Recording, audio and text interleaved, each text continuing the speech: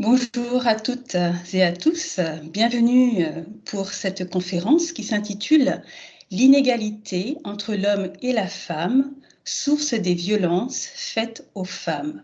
Cette conférence vous est proposée à l'occasion du 25 novembre, qui est la journée internationale de lutte contre les violences à l'égard des femmes.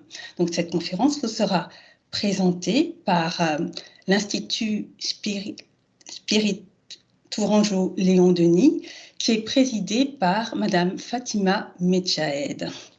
Elle durera environ 20 minutes et à la suite de celle-ci, des questions seront posées afin d'approfondir le sujet. Merci de votre attention. À toi, Fatima. Donc, un éclairage spirit pour sensibiliser à ce fléau qui nous semble très important à apporter.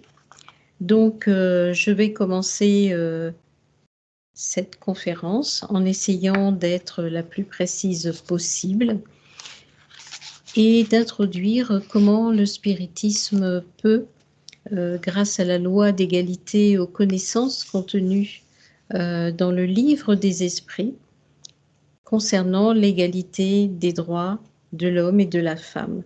Donc, je souhaite approfondir des questions, notamment les questions 817 à 822 du livre des esprits. Et tout cela est extrait du livre des esprits expliqué, tome 2, pages 121 à 125. Vous pourrez vous procurer cet ouvrage en écrivant un mail à l'Institut Spirit Tourangeau, Léon Denis. Vous trouverez à la fin de cette conférence sur une diapo l'adresse mail du site. Pour le spiritisme, l'inégalité de la femme face à l'homme n'a aucun fondement moral, car les esprits n'ont pas de sexe. Les sexes n'existent que dans l'organisme. Ils sont nécessaires à la reproduction des êtres matériels, mais les esprits, étant la création de Dieu, ne se reproduisent pas les uns par les autres. C'est pour cela que les sexes seraient inutiles dans le monde spirituel. Donc, cette citation est extraite de la revue Spirit, journal d'études psychologiques, janvier 1866. Les femmes ont-elles une âme ? Donc, la loi divine d'égalité consacre à l'homme et à la femme un même statut égalitaire. Et l'inégalité instituée par les sociétés terrestres n'a donc aucun fondement. Dieu a-t-il créé des âmes mâles et des âmes femelles? Et a-t-il fait ces dernières inférieures aux premières? Là est toute la question. S'il est ainsi, l'infériorité de la femme est dans les décrets divins et aucune loi humaine ne saurait y contrevenir? Les a-t-il au contraire créées égales et semblables? Les inégalités fondées par l'ignorance et la force brutale disparaîtront avec le progrès et le règne de la justice. L'inégalité, donc, du point de vue spirit, n'existe pas. Mais l'inégalité du point de vue juridique, sur notre terre d'expiation, entre l'homme et la femme, c'est l'écart existant entre le statut des femmes et des hommes qui conduit à une inégalité des chances en termes de revendication et de jouissance des droits humains et notamment du droit à la santé. Cette inégalité se manifeste principalement par le phénomène de la violence sous différentes formes. Diapo 2. Les violences faites aux femmes.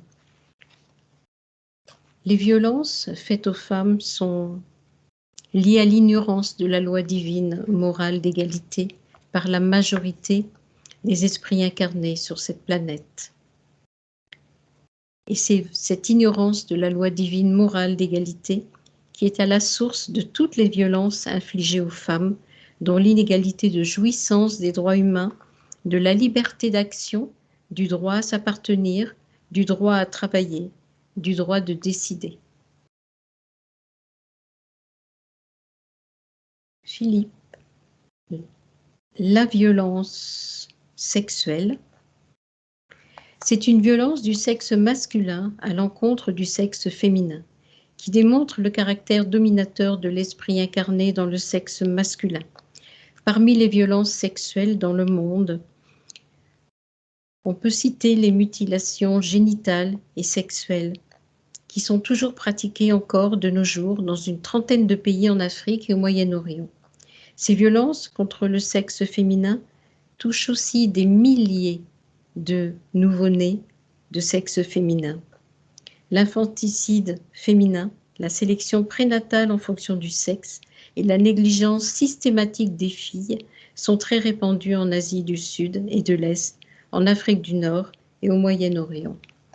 En France, la violence sexuelle existe aussi dans tous les pays, qu'ils soient dits civilisés ou pays émergents ou pays peu développés.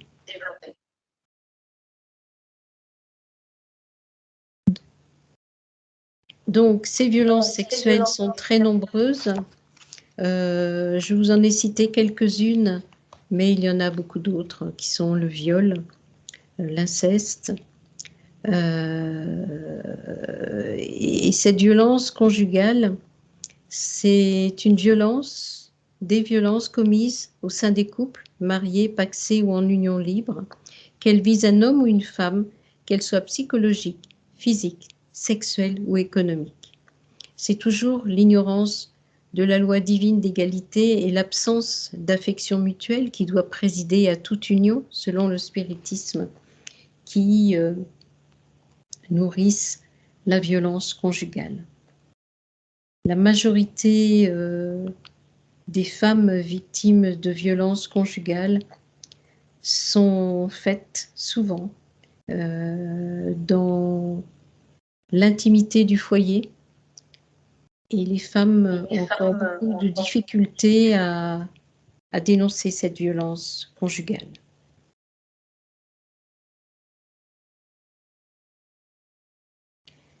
Cette violence conjugale se produit au sein de tous les pays du monde, et nous pensons que le rôle des États souverains est très important.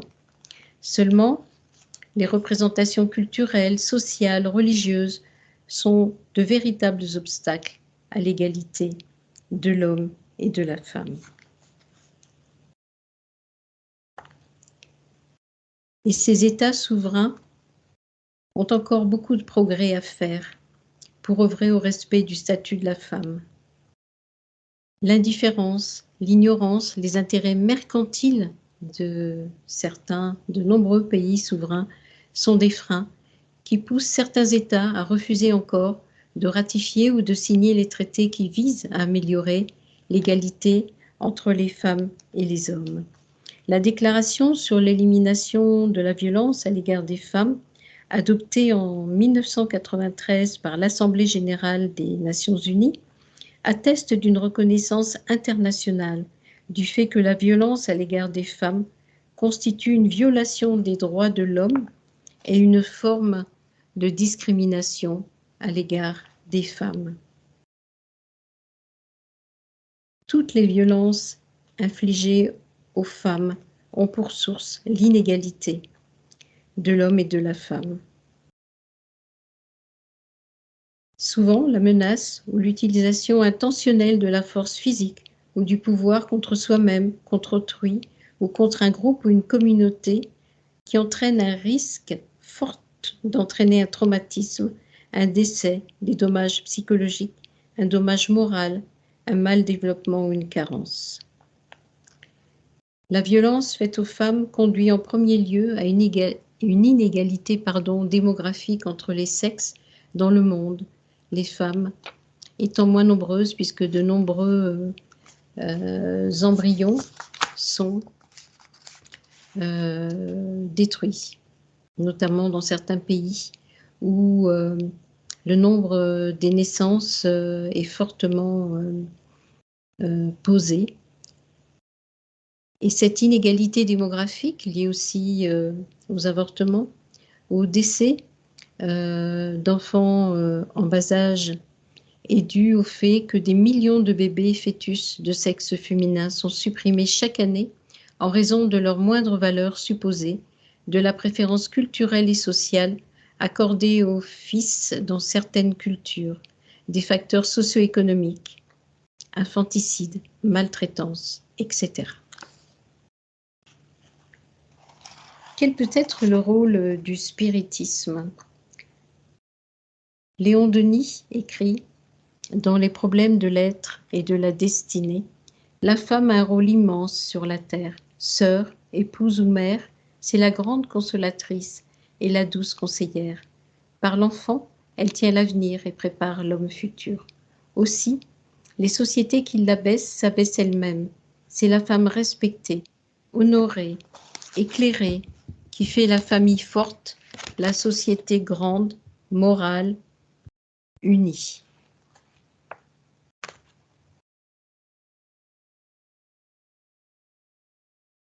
En conclusion, l'égalité est un droit fondé sur les lois mêmes de la nature, notamment la loi d'égalité, qui est une loi de nature et une loi divine morale.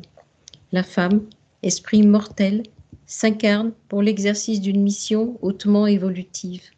Elle devrait être respectée davantage, mais elle devrait aussi s'affirmer davantage pour affirmer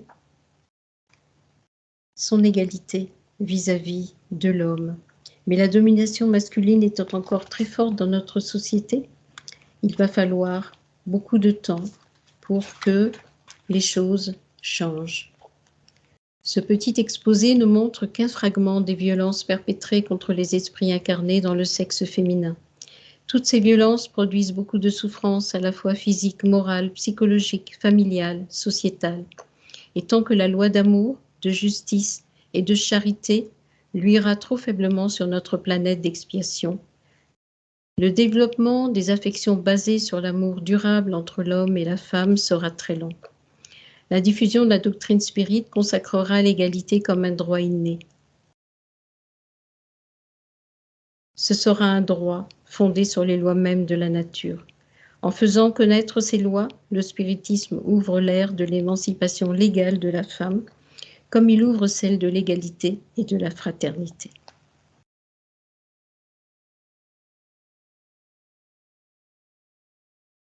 Vous trouverez une bibliographie spirite relative à la femme, donc dans les ouvrages d'Alan Kardec, dans les revues spirites d'Alan Kardec des 10 premières années, de 1858 à 1869. Et vous verrez qu'il y a eu beaucoup d'articles décrits déjà sur le statut de la femme. Il y a aussi les ouvrages de Léon Denis. Nous allons maintenant conclure cette présentation et il y a avec moi plusieurs membres des centres spirites Tourangeau et un membre du centre spirit Léon Denis de Versailles qui vont poser des questions. Je vous demande une petite seconde. Philippe, si tu peux remettre la bibliographie pour que les personnes puissent bien la voir.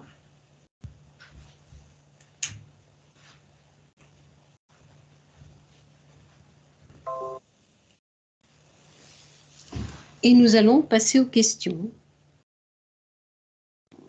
Je suis à votre disposition.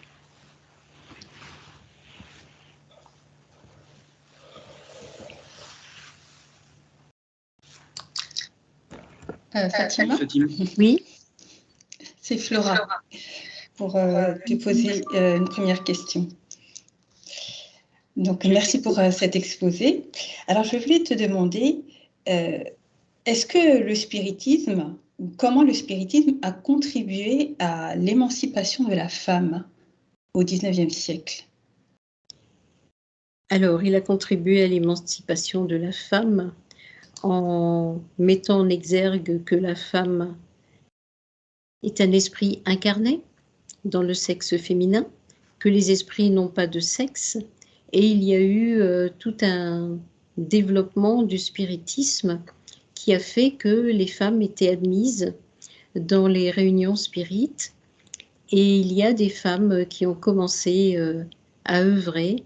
On peut parler de Rufina Noguerat, qui a diffusé le spiritisme et tenait un salon.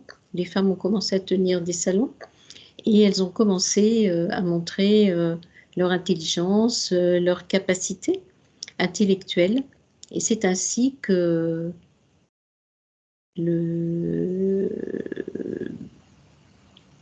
la reconnaissance, non, parce qu'elles n'étaient pas totalement reconnues, mais c'est ainsi qu'elles se sont affirmées, en fait.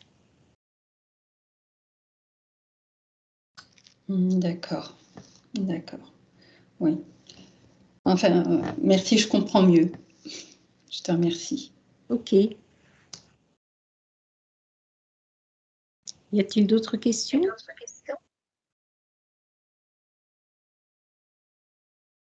Oui, Fatima, c'est Philippe. J'ai une question.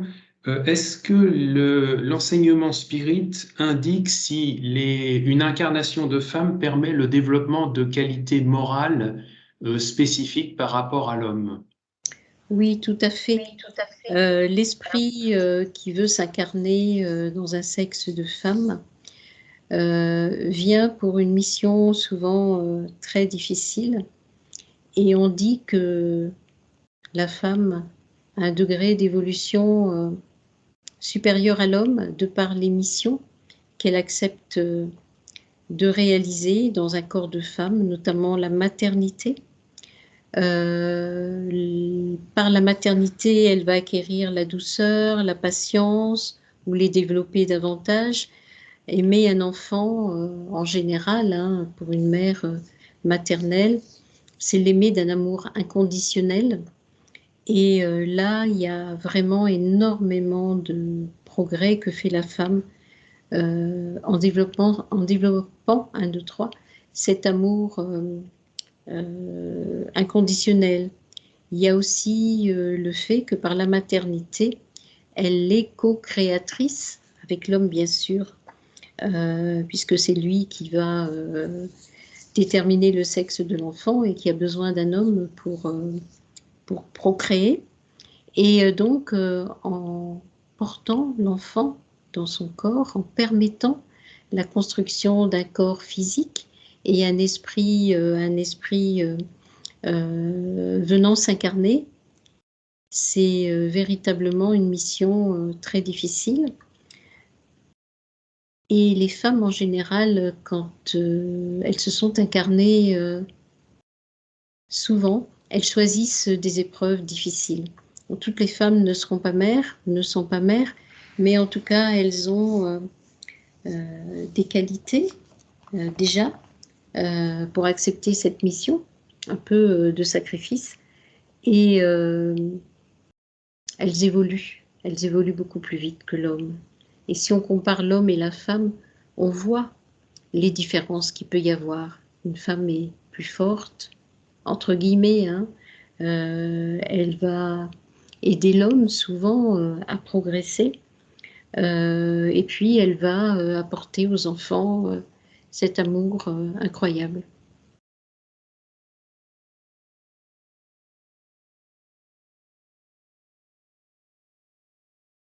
Une autre question?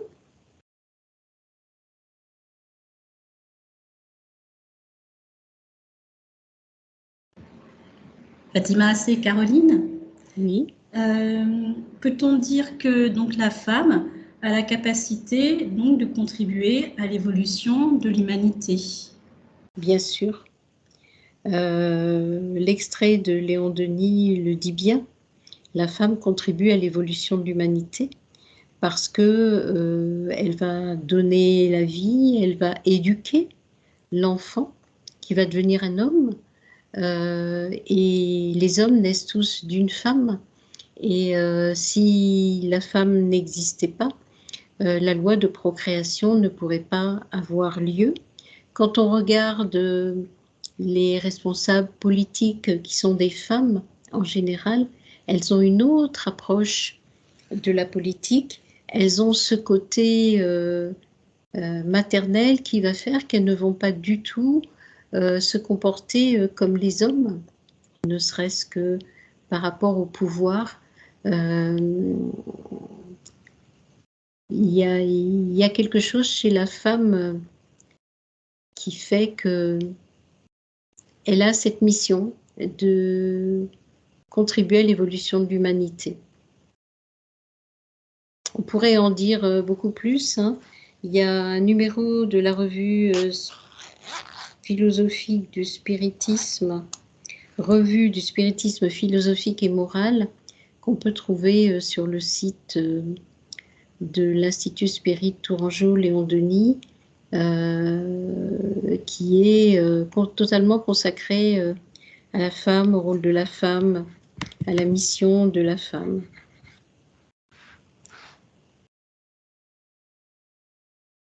Merci.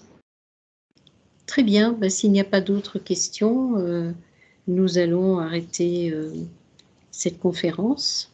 Flora, tu veux dire quelques mots de conclusion?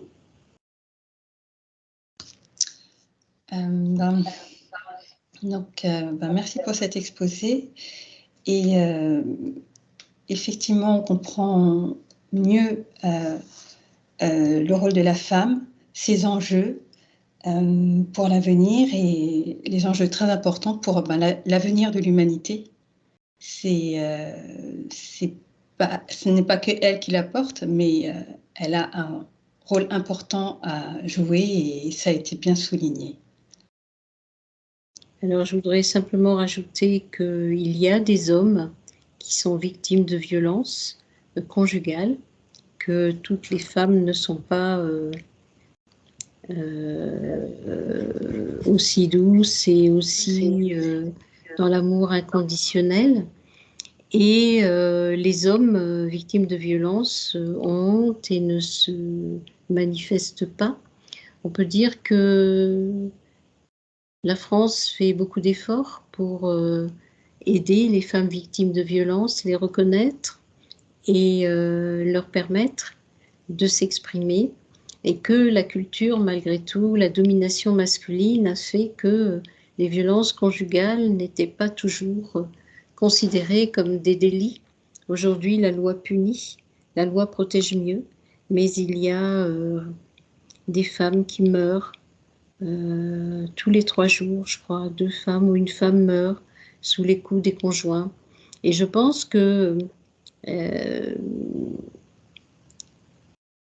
il est nécessaire de ne pas diaboliser les hommes.